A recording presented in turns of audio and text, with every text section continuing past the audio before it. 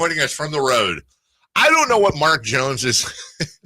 I honestly want to ask him this off the air sometime. I don't know what his frequent flyer points look like. Oh, my gosh. I hope that he gets to keep them, though, and it's not like he has to use the company card and they get all the points. Dude, he should have his own jet. Honest to God, it should be. It should be the Jones flyer. It's just all over the place.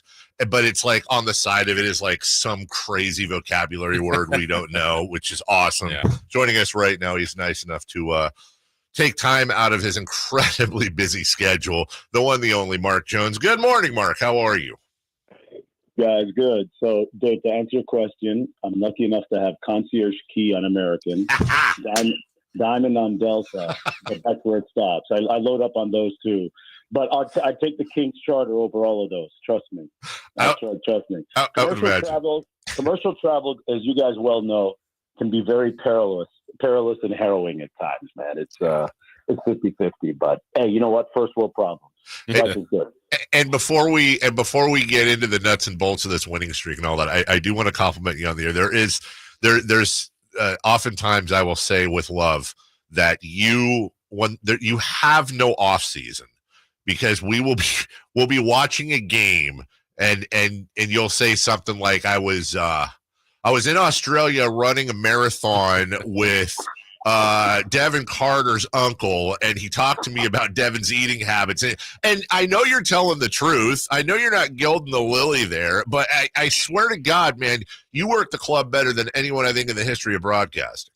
Man, I just love being in and around the players and their families, wives, girlfriends, moms, dads, to be able to tell their stories. It's like stealing, man. I love my job. I really do. And we're fortunate. I'm fortunate to be around some really great people, honestly. Well, Mark, you're watching this team right now in the middle of something pretty special. We all felt there was more talent while they were losing some of those games in some tough fashions. What are you seeing as maybe the single biggest contributor to this turnaround of 7 straight wins? There's a lot of layers to it. But I think, overall, whether it be offensively or defensively, this sounds so trite, but I think Doug has been able to, just tell the guys, go and play basketball. And it's showing up at both ends of the floor. He's talked about simplifying things. The players kind of spit it out, almost cliche-ish now, simplifying things. But what does that look like at the offensive end? It means, instead of play calls, it's coming down and playing in transition, early offense, attacking gaps, try and get a quick shot up within the first, 6 to 8 seconds of the shot clock. And if not, then you throw it to Domas and you run some delay action out top with him running DHOs with Monk or with Fox, and you get into some of your secondary actions. And if you notice, the pace has really picked up both in the half court and in the full court. And then defensively, man, when you look at being able to mix things up a little bit more, I think defensively, that's been part of it. Anytime you hold the Boston Celtics to 97 points, you're doing something right. And I don't care how they're playing now, what their 3-point percentages of late. That game was really the litmus test for me that defensively, when the time came for the team to dig their heels in and get stops, they did it. Everybody talks about the 5-second violation, but the fact that Doug says, hey guys, just switch everything and deny the inbound pass as best you can, and you end up getting a 5-second violation out of that effort defensively, it speaks to why this team has turned things around the way they have. Mark Jones, voice of the Kings, joining us. Don't forget Gary Gerald at 7:43, Doug Christie at 8:28. When Mark, we live in a world, as you know better than all of us in the media, that we live in a world where everything's a hot take and it has to be either or. It's always very binary. And I think, maybe I'm wrong, but I think we can all agree Mike Brown's a wonderful coach and a wonderful human being. And I don't think it's a coincidence that Mike was let go December 27th. You had the chaos of the road Laker game, which I almost don't even want to count. And then they've spun this streak out. So I don't think it's a matter of, well, Doug is this and Mike wasn't, and Mike was this and Doug isn't. But obviously something was not working, no matter whose fault it was. That is working now. Yeah. And, Dave, it could have been just something of a minor tweak, because I'm with you. I think I see this whole streak right now with no, not discounting the great work that Doug has done in such a short period of time, as a little bit of a continuation of the foundation that Mike Brown set down in Sacramento, because, I don't think that you can overstate how quickly he turned the culture around. Nobody will ever be able to erase the 48 wins in the first year, the 46 wins in the second year, despite the fact we were missing Herter and Monk down the stretch.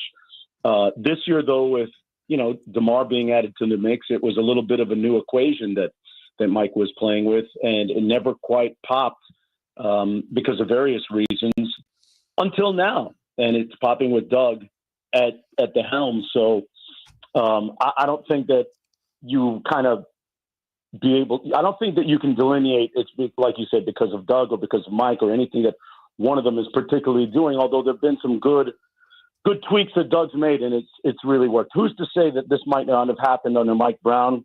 But, we can't play in hypotheticals, and it's happened under Doug, and he's done a great job, man. I mean, I really enjoyed the way that he's literally loving on the players and, embracing them in a literal sense many times too. And he's inspired them to clear out some of the clutter, and it's really seen this team pop, man. It's wild. Yeah, Mark, yesterday was the first game that Doug and really, or Mike would have too, but Doug had the full roster. And that means that the rookie, Devin Carter's now available, obviously, and Keegan had missed some games, De'Aaron had missed some games, but he had all of them. And with a team that is pretty strong around the perimeter, I thought they did a good job of separating those minutes with all those perimeter players of Herter and Ellis and Carter, Fox, Monk, kind of choose your guys. How do you think as we go forward, they'll continue to kind of maximize that and get the best of all those guys, even if it's in 10-minute stretches to, 35 minutes played? Yeah, that's the task for Doug right now, because, he'll be looking at the rotations and trying to figure out, whose minutes will go where. And I think it really ultimately falls on the players and how willing they are to accept roles. That's nothing new, right? But we got an early indication of where this is all going to fall on Friday night in Boston when, Keon was supposed to go back in for his regular rotation minutes in the fourth quarter. And young Gucci, Devin Carter, knocked down a couple of long threes. And Keon went up to Doug and said, nah, man, let the young man spin. Let him keep going. Let him cook. So, it ultimately comes down to how the players accept their minutes, because that too is a vibe, right? Because there's a lot of times guys get pulled out of the game, even the best of teammates, and they're walking by the bench MFing the coach on the way to their seat. And I haven't seen any of that in this 7-game stretch.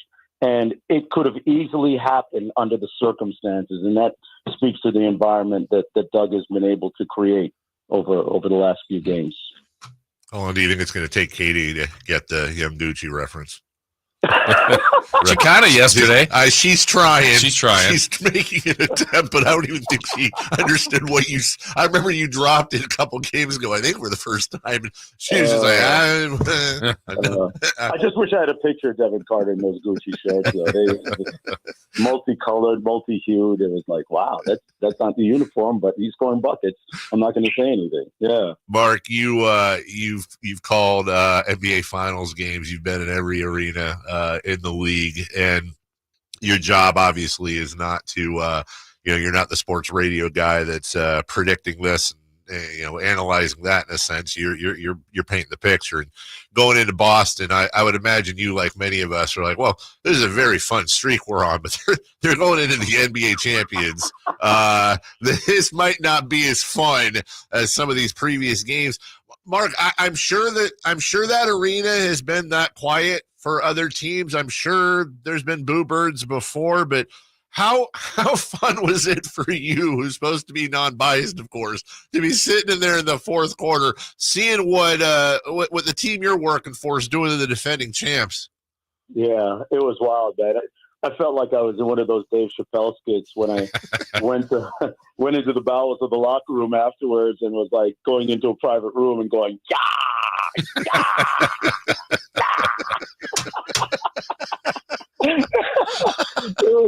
It was wild. I was really amazed at the effort the guys put forth, and that to me that's got to rank up there outside of some of the playoff wins a couple of years ago as the biggest wins that I've been able to be calling for the Kings. I mean, that was something unimaginable. The way that they closed it out with the 5-second violation to me was so appropriate, because when you choke the life out of an inbound pass, there's no harder thing to do sometimes than to make a guy just stare at everything on the floor and say, all my guys are covered, because all their guys are on them like the plastic on your grandma's couch. I mean, it was beautiful to see.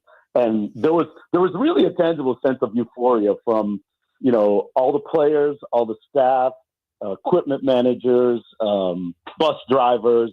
It was a really pleasant bus ride back to the hotel. And then, one thing that we've been able to enjoy during this trip is a great sense of camaraderie. I think this road trip came at a great time, Dave and Jason, because there have been some really good team get-togethers, team dinners, sitting down, getting to look each other in the eye, and, Doug being able to address the team and just really, it feels like we're going through the entire gamut of the human experience right now, and it's a great ride. Wanted by the law for stealing cornbread and all kinds of other things. The Sacramento Kings are on fire on the road. Mark Jones is painting the picture for us, along with Katie, and, of course, our next guest, Gary Gerald. We're having a great time, Mark. I know you are, too, and we appreciate you joining us from the road, my man. You got it, guys. See you in Milwaukee. Right, thank you. Take care. That's Mark Jones. We'll take a quick break. We got to get out of the way for Gary Gerald. And we got to get out of the way for Gary Gerald. Voice